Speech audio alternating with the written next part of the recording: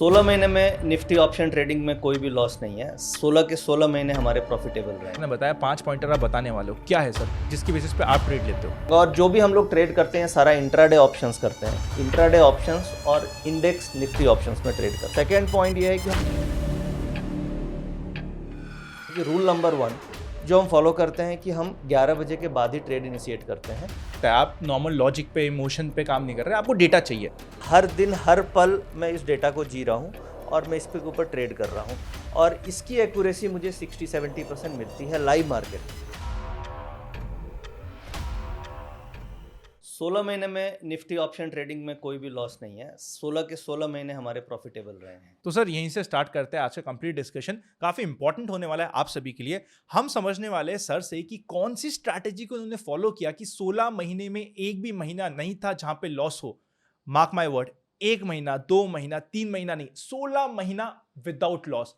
ऐसी स्ट्रैटेजी आपके साथ डिस्कस की जाएगी। सबसे पहले मैं आपको एक्चुअल प्रूफ के साथ दिखा दूंगा, सर ही दिखाने वाले रैदर, कि वो 16 महीने तक कैसे प्रॉफिटेबल रहे।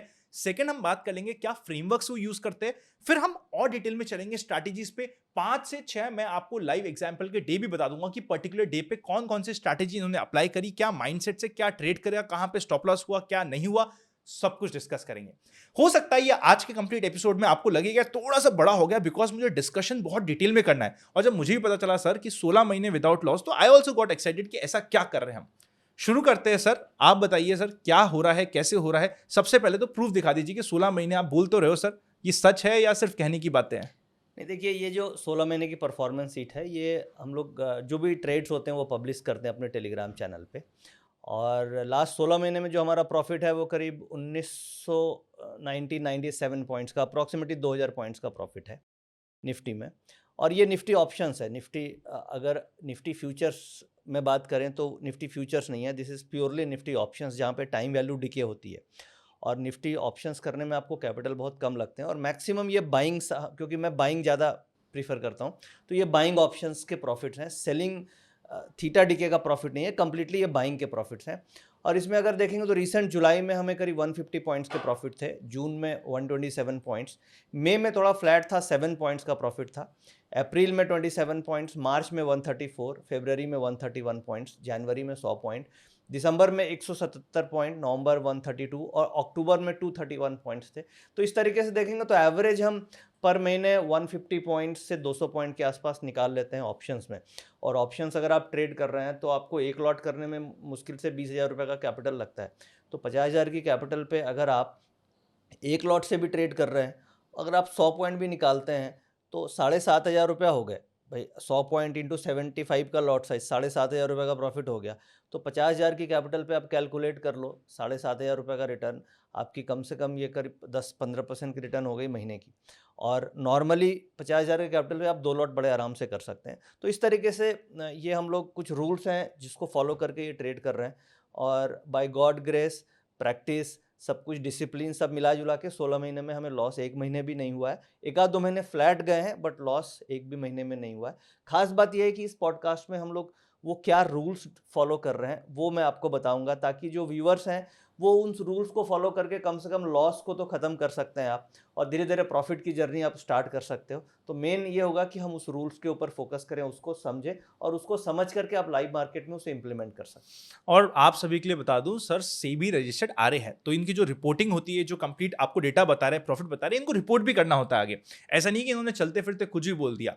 अब हम समझते हैं सर से कि एक्चुअली कौन सी स्ट्रैटेजीज फॉलो करते हैं। और सर रिपोर्टिंग आपकी कितने मंथ, कितने क्वार्टर में रहती है, क्या रहती है, ये भी बता दीजिए ना सर, ताकि हमें भी पता रहे कि आप रिपोर्ट भी कर रहे हो, कंप्लायंस भी आपकी ऑडिट भी होती है। ये देखिए, हमें हर क्वार्टरली ऑडिट करानी होती है। और वैसे तो इंटरनल कंपनी की पॉलिसीज़ होती है कि सारी जो भी हम लोग कॉल्स देते हैं उसे उसका डेटा मेंटेन करना होता है विथ टाइम स्टैम्प। और टाइम स्टैम्प के साथ साथ उसके लॉजिक्स को भी हमें डॉक्यूमेंट करना होता है कि किस लॉजिक पे हम ट्रेड दिए हैं एज़ पर आरए रेगुलेशन। तो ये सारी चीज़ें हम लोग मेंटेन करते हैं। और इसके साथ साथ जो ऑडिट होती है वो क्वार्टरली ऑडिट हमारी इंटरनल ऑडिट होती है, और फिर एनुअल ऑडिट भी होती है और उसकी कंप्लायंस रिपोर्ट पूरी सबमिट होती है। इंटरेस्टिंग। तो ये आप मान के चल सकते हैं कि जो भी चीज़ें हम डिस्कस कर रहे हैं वो कंप्लीट ट्रांसपेरेंट है, ऑडिटेड है और प्रॉपरली वेल आप उस पर ट्रस्ट करके आप समझ सकते हैं कि वो पूरी की पूरी आरए कंप्लायंस के तहत की गई है। इंटरेस्टिंग। तो क्या है वो 5 पॉइंटर्स आपने बताया, 5 पॉइंटर आप बताने वाले हो, क्या है सर जिसकी बेसिस पे आप ट्रेड लेते हो? देखिए ये बेसिक कुछ 5 पॉइंट हैं जो मैं आपके सामने रखूंगा, और जो भी हम लोग ट्रेड करते हैं सारा इंट्राडे ऑप्शंस करते हैं, इंट्राडे ऑप्शंस और इंडेक्स निफ्टी ऑप्शंस में ट्रेड करते हैं। सेकेंड पॉइंट ये है कि हम जो भी करते हैं वो बाइंग ऑप्शंस करते हैं, सेलिंग ऑप्शंस नहीं करते हैं। As a buyer of option है जिसमें कैपिटल आपकी कम लगती है। इसमें फर्स्ट रूल हम लोग जो फॉलो करते हैं वो हम लोग ट्रेड करते हैं नॉर्मली 11 बजे के बाद, यानी 9 बजे से लेके 9:15 बजे मार्केट आपकी खुलती है। तो 9:15 बजे से लेके 10:30 से 11 बजे तक हम डेटा को ऑब्जर्व करते हैं, जिसे हम डेटा ऑब्जर्वेशन पीरियड बोलते हैं। अब उसमें हम ये देखते हैं कि किस तरीके से मार्केट में ओपन इंटरेस्ट डेवलप हो रहा है, मार्केट का जो ऑप्शन चेन का डेटा होता है उसे हम बेसिकली स्टडी करते हैं, और उसमें ये देखते हैं कि कॉल साइड में क्या पोजीशंस बन रही है, पुट साइड में क्या पोजीशन बन रही है। तो यहाँ पे एक तो ये समझने की चीज़ है कि रूल नंबर 1 जो हम फॉलो करते हैं कि हम 11 बजे के बाद ही ट्रेड इनिशिएट करते हैं, और ट्रेड जो होल्डिंग टाइम हमारा होता है वो 11 बजे से लेके 3:20 तक हम ट्रेड स्क्वायर ऑफ कर देते हैं। क्या बात कर रहे हो सर, मेजॉरिटी तो बोलते हैं सुबह मूव मिलेगा, सुबह सुबह कर लो, 11 बजे से तो फ्री होने की बात करते हैं सर। ये देखिए क्या होता है, जब आप 9:15 में ट्रेड लेते हैं तो उस समय आपके पास डेटा नहीं होता है। आप रात में जो नैस्डैक हुआ या जो डॉ जोन्स हुआ या जो आपके माइंड सेट है उसके बेसिस पे आप ट्रेड लेते हैं, तो उसे हम लोग इमोशनल ट्रेडिंग समझते हैं। अगर आप 9 से 11 के डेटा को ऑब्जर्व करके ट्रेड लेते हैं तो दैट इज़ वो फैक्ट बेस्ड ट्रेडिंग हो गई, कि जो आपने देखा उसके ऊपर आपने डिसीजन लिया। अब 9:30 पे आप ट्रेड लेंगे तो आपके पास लिमिटेड डेटा होगा, तो आपका डिसीजन वो राइट डिसीजन नहीं भी हो सकता है। कई बार राइट भी हो सकता है, but most of the time वो रॉन्ग होने के चांसेस भी होते हैं। तो अगर आप फैक्ट्स के ऊपर ट्रेड लेंगे, जो मार्केट में वॉल्यूम्स हो गया, जो प्राइस का एक्शन हो गया, क्योंकि एक ट्रेंड बन जाता है 9:15 बजे से मान लीजिए 11 बज गए तो मार्केट में प्राइस की एक्टिविटी हुई होगी, तो एक ट्रेंड समझ में आने लग जाता है कि मार्केट का ट्रेंड ऊपर का है या ट्रेंड नीचे का है। जो निफ्टी के स्टॉक्स हैं उनके ट्रेंड समझ में आने लग जाते हैं, फिर जो डेटा है उनके ट्रेंड समझ में आने लग जाते हैं। तो उसको देख करके जब हम ट्रेड लेते हैं तो हमें एक्यूरेसी ज़्यादा मिलती है। स्टॉप लॉस भी हमें समझ में आने लगता है कि अच्छा ये आज का डे लो है, ये आज का डे हाई है, तो ये प्रोबेबल स्टॉप लॉस होना चाहिए। तो आप ट्रेड को एक प्लान कर सकते तो हैं। आप क्योंकि डेटा पे काम कर रहे हो इसलिए आपको 11 बजे के बाद चमकता है, आप नॉर्मल लॉजिक पे इमोशन पे काम नहीं कर रहे, आपको डेटा चाहिए। तो इसलिए रूल नंबर 1 हो गया कि हम 11 बजे के बाद ट्रेड लेंगे। बाद लेंगे। Done sir. ठीक है। अब सेकंड पॉइंट आता है कि डेटा आप क्या देखते हो, क्योंकि जैसे हम बात कर रहे हैं डेटा पे, तो डेटा क्या देखते हैं। तो डेटा में जो डेरिवेटिव ट्रेडर्स हैं उनके लिए एक तो प्राइस डेटा होता है, कि प्राइस नॉर्मल प्राइस एक्शन हो गया, जो 90% लोग प्राइस एक्शन देखते ही देखते हैं। उसके अलावा चेंज इन ओपन इंटरेस्ट एक डेटा हो गया, एफआईज का एक डेटा हो गया जिसे हम डेटा बोल सकते हैं, ओपन इंटरेस्ट एक डेटा हो गया, वॉल्यूम से एक डेटा हो गया। मैं क्या देखता हूं मैं बताऊंगा, ये सब डेटाज हो गए। इम्प्लाइड वोलेटिलिटी एक डेटा हो गया जिसमें आप ग्रीक्स देखते हैं कि स्पाइक हुआ नहीं हुआ, क्या हुआ, विक्स बढ़ रही है, विक्स घट रही है। ये सब डेटाज हो गए जो एक डेरिवेटिव ट्रेडर देख सकते हैं। अब मैं इनमें इन डेटाज में जो फिल्टर डेटा है इसमें सबसे ज़्यादा फोकस मेरा होता है चेंज इन ओपन इंटरेस्ट पे, change in open interest options का। अब change in open interest futures के भी होते हैं, जैसे मान लीजिए निफ्टी है तो निफ्टी का जो फ्यूचर ट्रेड हो रहा है उसका चेंज इन ओपन इंटरेस्ट होता है, वो उतना रेलिवेंट नहीं है, वो हमें ज़्यादा देखने की ज़रूरत नहीं है, क्योंकि मार्केट में majority of the positions roll overs के समय ही बन जाती है, उसके बाद वो छोटी मोटी पोजीशंस बनती कटती रहती है। मेन काम मार्केट में जो होता है वो ऑप्शंस का ही काम है, कि चेंज कितना हुआ ओआई में। ओआई में। और जो मेरी अपनी ऑब्जर्वेशन है कि निफ्टी फ्यूचर में मूवमेंट जरूर होती है, बट जो बड़ी पोजीशंस बनती है वो निफ्टी ऑप्शंस के थ्रू गेम होता है। कभी भी निफ्टी फ्यूचर्स के थ्रू मार्केट में बड़े प्लेयर ट्रेड नहीं लेते हैं। वो मेनली फ्यूचर अंडरलाइंग है, बेसिकली निफ्टी एक अंडरलाइंग है जिसके अगेंस्ट आप ट्रेड कर रहे हैं ऑप्शंस में, बट बड़ी बड़ी पोजीशंस, करोड़ों के शेयर्स की पोजीशन निफ्टी ऑप्शंस में ही बन रही है। तो अब जो पोजीशंस बन रही है उसमें चेंज हो रही है पोजीशंस, जिसे हम बोलते हैं चेंज इन ओपन इंटरेस्ट। अब एक कॉल्स में भी पोजीशंस बनेगी और पुट्स में भी पोजीशन बनेगी, तो कॉल में कितनी बनी और पुट में कितनी बनी, इसका एक इम्बैलेंस क्रिएट होता है मार्केट में। अब सपोज कीजिए कॉल साइड में पोजीशंस बनी 5 करोड़ शेयर की और पुट साइड में बनी 3 करोड़ शेयर की, तो ये एक इम्बैलेंस क्रिएट हो गया, यानी कॉल्स में ज़्यादा है पुट्स में कम है। तो इसमें हम लोगों ने जब फाइंड किया डेटा में तो हमें ये दिखा कि अगर कॉल साइड में ज़्यादा पोजीशन है और पुट में कम है तो मार्केट नीचे चली जाती है, यानी पुट वाले को पैसा मिलता है। तो ये मार्केट एक तरीके का हमेशा मार्केट बैलेंस करने की कोशिश करता है। कोई भी अगर इम्बैलेंस होगा तो मार्केट उसे बैलेंस करेगा और उसी तरीके से मूवमेंट आती है। जैसे फॉर एग्जांपल, मतलब अगर पुट साइड पोजीशन कम है तो मार्केट नीचे जाएगा आपके अकॉर्डिंग, कॉल साइड कम है तो मार्केट ऊपर जाएगा, क्योंकि लोग बुलिश कम है। बुलिश कम है, बिल्कुल। तो ये बेसिकली इसी थ्योरी को मैं लास्ट 6 सालों से लाइव ट्रेड कर रहा हूँ, इसी थ्योरी को, और हर दिन ट्रेड कर रहा हूँ। मतलब आप ये मान लीजिए कि मतलब हर दिन हर पल मैं इस डेटा को जी रहा हूँ और मैं इस पे के ऊपर ट्रेड कर रहा हूँ, और इसकी एक्यूरेसी मुझे 60-70% मिलती है लाइव मार्केट में। और इसके ऊपर बैक टेस्ट भी मैंने करीब किया है लास्ट 6 साल और पुराना, यानी मेरे पास इस डेटा का एक्सपीरियंस 10 से 12 सालों का है, केवल चेंज इन ओपन इंटरेस्ट का। तो आप समझ सकते हैं कि चेंज इन ओपन इंटरेस्ट पर मेरा कितना ज़्यादा मैंने रिसर्च की है, और हर पल इस डेटा के साथ मैं ट्रेड कर रहा हूँ। तो इसलिए मैं इतने कॉन्फिडेंस के साथ आपको बोल सकता हूँ कि ये जो डेटा है इसका इम्बैलेंस की एक्यूरेसी बहुत अच्छी है, और ये मेन बेसिक डेटा है जिसके ऊपर हम लोग ट्रेड लेते हैं। फिर हमारा आता है कि हमें एंट्री कहाँ पे लेनी है। तो अभी 2 पॉइंट हमारे कवर हो गए हैं। हाँ, अब मान लीजिए ये डेटा में अगर इम्बैलेंस आ गया कि कॉल में ज़्यादा है, पुट में कम है, तो हम फिर पुट साइड ट्रेड करते हैं, और पुट में अगर ज़्यादा है और कॉल में कम है तो हम कॉल साइड ट्रेड करते हैं। इसी को टेक्निकल लैंग्वेज में हम पुट कॉल रेशियो भी बोलते हैं। तो PCR ratio is greater than 1 होगा, इसका मतलब हमें बुलिश ट्रेड लेना है, और पीसीआर रेशियो लेस देन 1 है तो हमें बियरिश ट्रेड लेना है पुट साइड में। और ये इंट्राडे के पीसीआर की हम बात कर रहे हैं, वो वीकली पीसीआर या मंथली पीसीआर की बात नहीं कर रहे जो आप मनी कंट्रोल पे जाके देखते हो, ये हम इंट्राडे के पीसीआर की बात कर रहे हैं। इसमें एक चीज़ और ध्यान रखना है कि जो हम पीसीआर देखें तो जो एट द मनी मार्केट चल रही है उससे 3 स्ट्राइक ऊपर और 3 स्ट्राइक नीचे ही आपको देखनी चाहिए, क्योंकि अगर आप बाहर के स्ट्राइक्स में जाएंगे तो उसमें जो पोजीशंस बनती है उसका ऑब्जेक्टिव अलग होता है। जैसे मान लीजिए 400-500 पॉइंट अगर बाहर की जो पोजीशंस बन रही है उसमें एक डिफरेंट काइंड ऑफ ट्रेडर्स हैं जो डिफरेंट मेंटेलिटी से ट्रेड कर रहे हैं, तो वो हमें देखने की ज़रूरत नहीं है।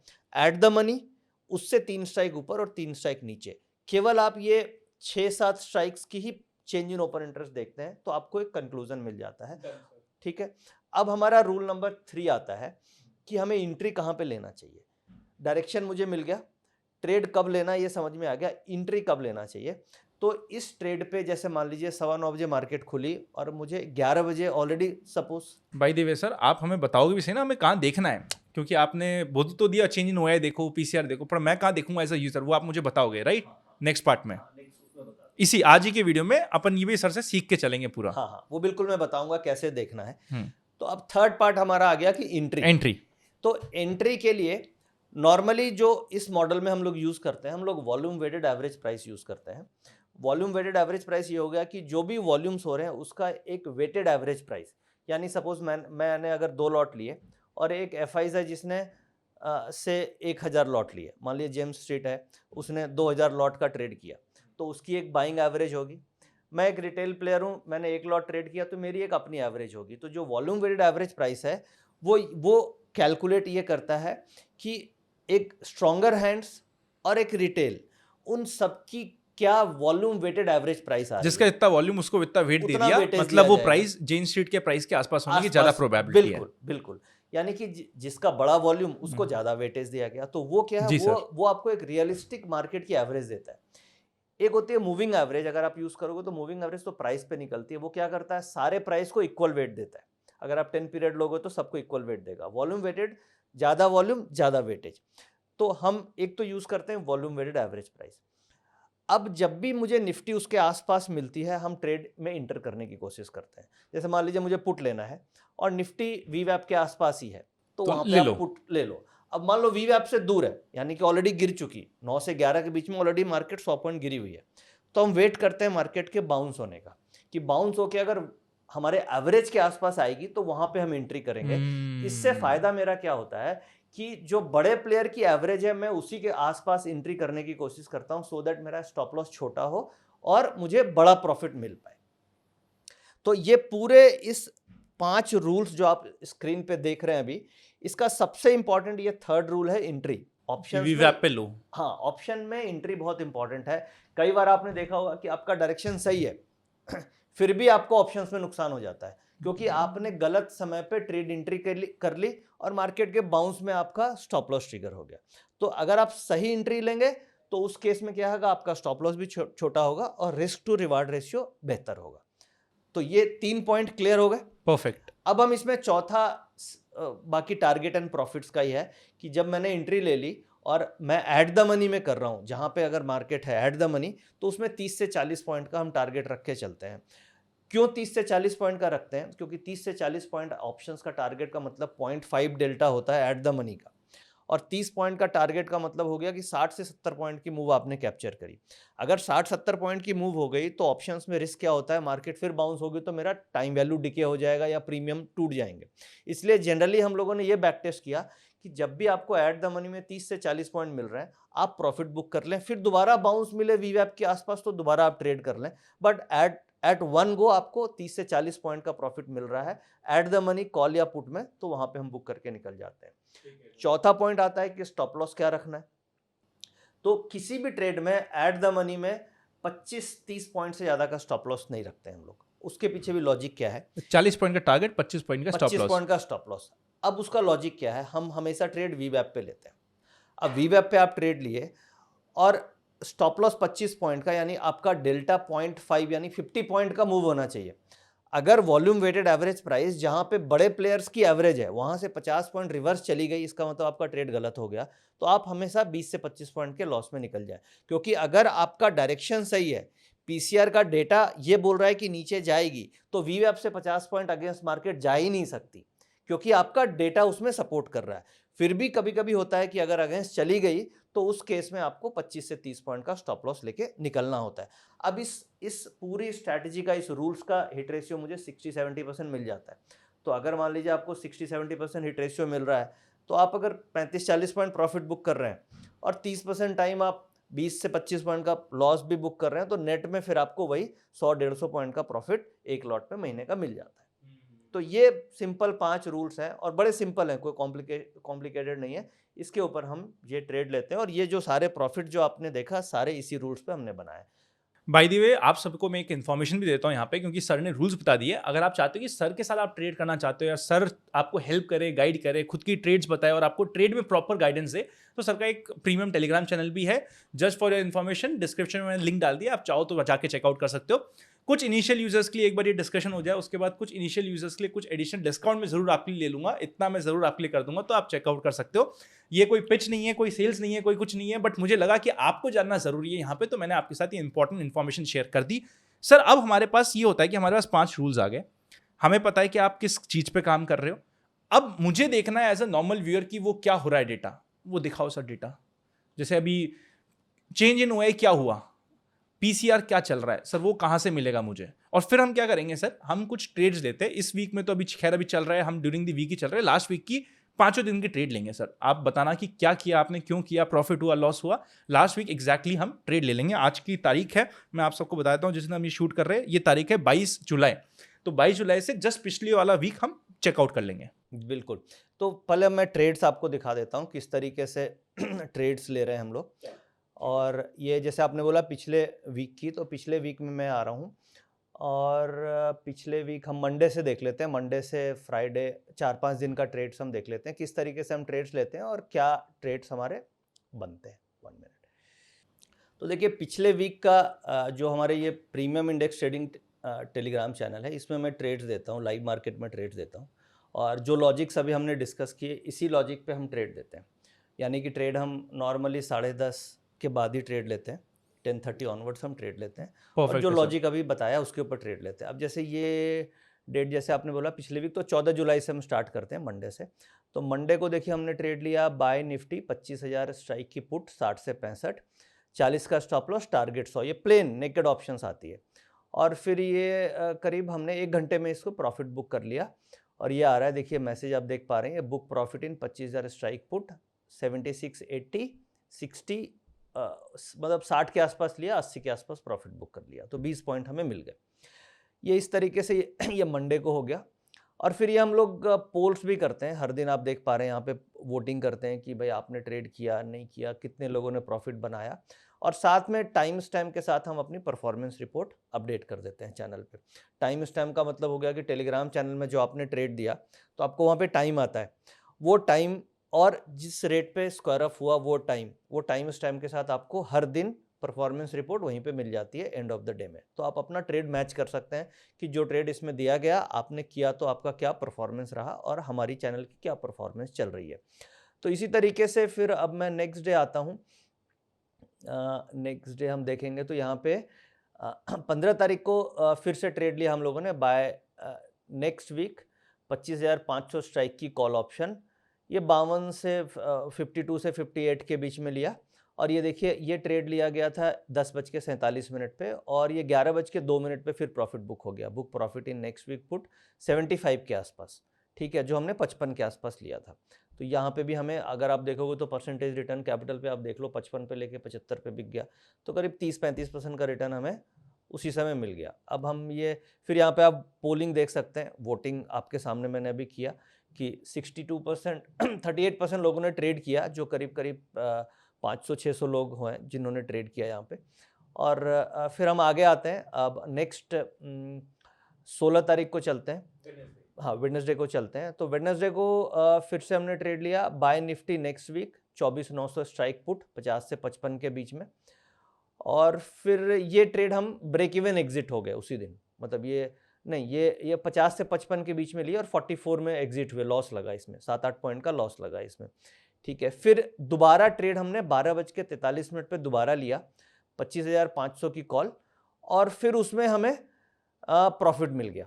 तो इस तरीके से हम मल्टीपल टाइम ट्रेड लेते हैं। फिर 1:40 पे फिर एक और ट्रेड था 24,400 स्ट्राइक की कॉल, ये हमने ट्रेड लिया और इसमें फिर फ्लैट निकला इस तरीके से। तो ट्रेड्स, मल्टीपल ट्रेड्स दिन में होते रहते हैं।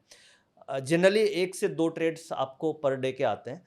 हमारा ऑब्जेक्टिव ये होता है कि 25-30 पॉइंट के आसपास का हमें एक दिन में प्रॉफिट मिल जाए। और अगर मान लीजिए आपके 20 ट्रेडिंग सेशन हो रहे हैं और आपको अगर पूरे महीने में 150 पॉइंट 200 पॉइंट भी मिल जाते हैं तो कैपिटल पे 15-20% की रिटर्न निकल जाती है।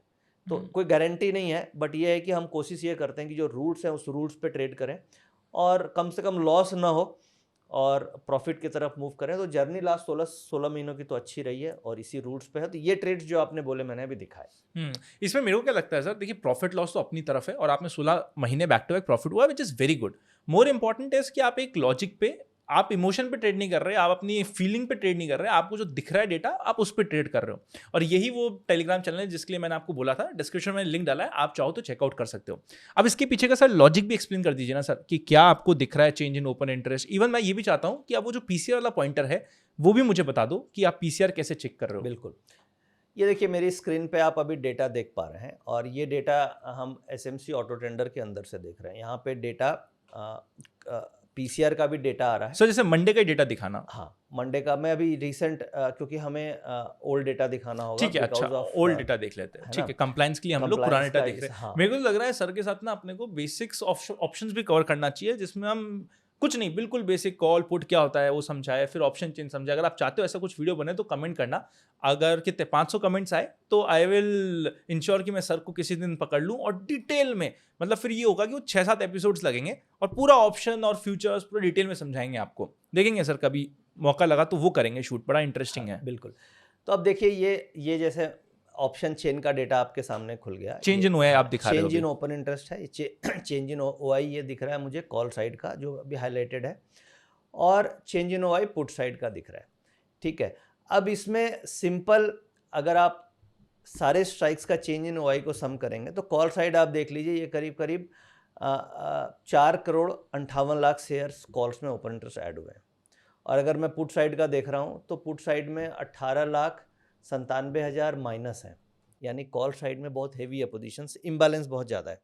तो ऐसी सिचुएशन में ये क्लैरिटी है कि मार्केट नीचे की तरफ ही जाएगी। तो फिर मेन है कि एंट्री पे आपको ध्यान रखना है, क्योंकि डेटा एकदम इम्बैलेंस है। कभी कभी तो ऐसा होता है कि एक तरफ 4 करोड़ है, एक तरफ 3 करोड़ है, तो दोनों तरफ पोजीशंस है तो वो थोड़ा सा बैलेंस्ड हो गया। बट कभी कभी ऐसा हुआ कि एक तरफ 4 करोड़ है, एक तरफ -1 करोड़ है, तो वो एकदम डायरेक्शनल सिग्नल होते हैं कि इस तरफ मार्केट गिरती चली जाएगी। अब वहाँ पे मेन फोकस ये होना चाहिए कि आपको राइट एंट्री मिल जाए ताकि आप प्रॉफिट को राइड कर सकें। क्योंकि और वीवैप में कहाँ पे, सीधा अपने चार्टिंग प्लेटफॉर्म पे जाके वीवैप मेरे को लेना है, इंडिकेटर्स में मिल जाएगा। बट इस प्लेटफॉर्म पे भी आपको वीवैप आता है। अच्छा, यहाँ पे भी आप दे रहे हो। हाँ, ये आप वीवैप को देख सकते हैं, यहाँ पे वीवैप की वैल्यूज आ रही है और वीवैप को देख करके वीवैप के आसपास आता है तो आप ट्रेड में इंटर कर सकते हैं। इसके अलावा जो एसएमसी ऑटो ट्रेडर है, इसके अंदर जो डेटा है पीसीआर, इसका हम एक ग्राफिकल प्रेजेंटेशन देते हैं। जैसे मान लीजिए अभी तो हम लोग क्या प्राइस का एक ट्रेंड देखते हैं कि प्राइस धीरे धीरे हायर हाइज बन रहा है या लोअर लोज बन रहा है, तो एज पर हायर हाइज ये होता है कि भाई ऊपर जा सकता है, लोअर लोज है तो नीचे जा सकता है। तो इसी तरीके से हम पीसीआर का डेटा पे भी तो ये एनालिसिस कर सकते हैं कि जो पीसीआर की वैल्यू है, मान लीजिए 11 बजे उसकी वैल्यू थी 1.8, फिर 11:15 पे वैल्यू हो गई 1.7, फिर वो हो गई 1.6। तो अगर वो वैल्यू घट रही है, इसका मतलब है कि मार्केट में पॉजिटिव से नेगेटिव आ रहा है। जैसे मान लीजिए 1.8 से घट रही है वैल्यू, तो इसका मतलब वहाँ पे अनवाइंडिंग हो रही है। अब सपोज कीजिए सुबह 1.1 थी, फिर 1.2 हो गई, 1.5 हो गई, 1.8 हो गई। तो ऐसे सिचुएशन में अगर पीसीआर की वैल्यू बढ़ रही है, और कई बार मैंने ये ऑब्जर्व किया है कि मार्केट से एकदम साइडवेज है। कई बार ऐसा होता है कि मार्केट 1-2 घंटे तक बिल्कुल रेंज में ट्रेड हो रहा है, बट उस पीरियड में पीसीआर को आप ऑब्जर्व कीजिएगा तो पीसीआर 1.25 से 1.75 पहुंच गई। तो आपको इंडिकेशन लग गया। तो वो इंडिकेशन दे दिया कि ये अपसाइड ब्रेकआउट लेने वाला है, क्योंकि जो इंटरनल स्ट्रेंथ है वो तो बढ़ रही है, बट प्राइस एक्शन नहीं आ रहा है। तो जो चार्ट देख रहे हैं उनको लग रहा है कि यार रेंज बाउंड है, वो ब्रेकआउट का वेट करेंगे और आपको पहले वो इंडिकेशन लगा ब्रेकआउट का, है। और मुझे ये पहले ही पता चल जाएगा कि ये ब्रेकआउट जो होने वाला है वो वैलिड ब्रेकआउट होने वाला है।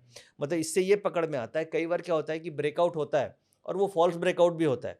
तो हम लोग ये देखते हैं कि अगर ब्रेकआउट हुआ और उस ब्रेकआउट होने के पीसीआर सपोर्ट कर रहा है नहीं कर रहा। प्रीवियस आधे घंटे में पीसीआर ने क्या किया, अगर पीसीआर ने पॉजिटिव किया और उसके बाद ब्रेकआउट हुआ तो that is a valid breakout, और पीसीआर ने सपोर्ट नहीं किया, इनफैक्ट पीसीआर डिक्रीज किया और वो ब्रेकआउट हुआ तो that is a false breakout. तो आप इस डेटा से वैलिड एंड फॉल्स ब्रेकआउट को भी पकड़ सकते हो, और जिसकी एक्यूरेसी बहुत अच्छी है। तो ज़्यादातर आजकल आप देखोगे मार्केट 2-3 घंटे तो साइडवेज ही होती है। जो मूवमेंट मिलती है 1 बजे से 3 बजे के बीच में मिलती है। तो आप सिंपल है सुबह 11 से 2 बजे तक पीसीआर को ऑब्जर्व कर लीजिए कि इस पीरियड में पीसीआर में स्ट्रेंथ ऊपर गई है या स्ट्रेंथ नीचे आई है।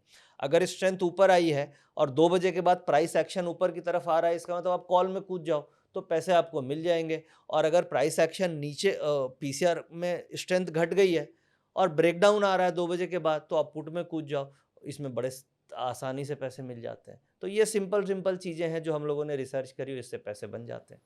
अमेजिंग सर, ये तो बहुत सिंपल कर दिया आपने, बहुत मजा आया डिस्कशन में। कोई कंक्लूजन रिमार्क किया जो हमें पॉइंट ध्यान रखना चाहिए इस कंप्लीट स्ट्रैटेजी में, जो आपको लगता है ये पॉइंट तो आपके लिए इंपॉर्टेंट है? देखिए जैसे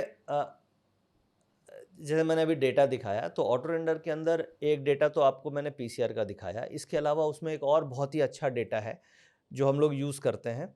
और जैसे क्या होता है कि एक बायर होता है, एक सेलर होता है। तो मार्केट तो तभी चलती है जब या तो बायर एग्रेसिव है या सेलर एग्रेसिव है। अगर बायर एग्रेसिव होगा तो क्या होगा, ऊपर चली जाएगी, और सेलर एग्रेसिव होगा तो नीचे चली जाएगी। तो हम इसमें एक मॉडल बनाए हैं जिसमें हम ये कैच करते हैं कि आज के मार्केट में एग्रेसिव कौन है। यानी बायर अगर बढ़ के माल ले रहा है तो बायर इज एग्रेसिव, और सेलर अगर घटा घटा के माल बेच रहा है तो सेलर एग्रेसिव है। तो इसमें यहाँ पे एक निफ्टी डेटा इंडिकेटर बोल के डैशबोर्ड पे ही आता है।